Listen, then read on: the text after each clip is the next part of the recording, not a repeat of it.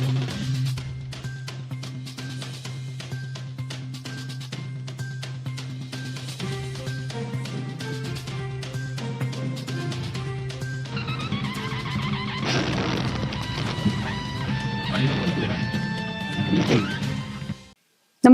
आपण पाहता हिरकणी न्यूज।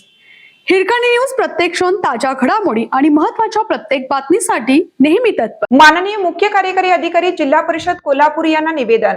महेश उर्फ दरगोंडा पाटील यांना जिल्हा परिषद कामकाजातून दूर ठेवण्याची मागणी। अनुसूचित जाती एससी आरक्षण बचाव जनआंदोलन समिती कोल्हापूर जिल्हा यांच्या शिष्टमंडळाने आज माननीय मुख्य कार्यकारी अधिकारी जिल्हा परिषद कोल्हापूर यांना निवेदन देऊन जिल्हा जात प्रमाणपत्र पडताळणी समितीने अनुसूचित जातीचा दावा अवैध ठरवलेल्या महेश उर्फ दरगोंडा पाटील यांना जिल्हा परिषदेच्या सर्व शासकीय कामकाजापासून व जिल्हा परिषद सदस्य म्हणून दिलेल्या लाभापासून वंचित ठेवावे। कोणत्याही मीटिंग सभा या कामकाजात सहभागी करून घेऊ नये अशी मागणी केली आहे।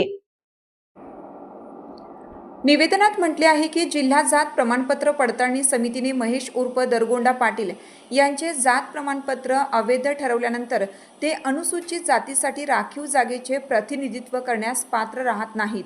त्यामुळे त्यांना जिल्हा परिषदेच्या सर्वसाधारण सभा, स्थायी समिती अथवा इतर कोणत्याही कामकाजात सहभागी करून घेणे हे कायद्याच्या तरतुदींना व न्यायालयीन आदेशांच्या भावनेला धरून नसल्याचे समितीने निवेदनात नमूद केलं।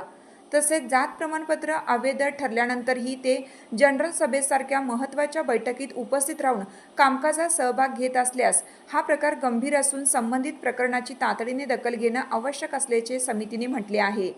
याशिवाय महेश उर्फ दरगोंडा पाटील यांना जिल्हा परिषदेमार्फत आजपर्यंत वितरित करण्यात आलेले शासकीय निधी, विकास कामांसाठी मंजूर करण्यात आलेले फंड व इतर लाभ यांची तपासणी करून नियमानुसार आवश्यक ती वसुली करण्यात यावी अशीही मागणी करण्यात आली आहे।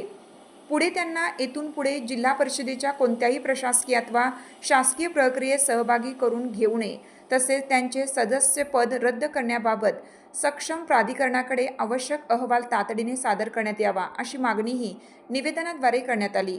यावेळी रिपब्लिकन पक्षाचे जिल्हाध्यक्ष उत्तम कांबळे दादा, माजी आमदार राजीव आवळे, माजी आमदार डॉक्टर सुजित मिंचेकर, कुमार कांबळे, सोमनाथ घोडेराव, जयसिंग पाडळीकर, बंकट थोडगे, तुषार बांदार, संजय लोखंडे, प्रदीप म्हस्के, बाळासो कांबळे, हिंदूराव कांबळे, सातगोंडा कांबळे आदी उपस्थित होते।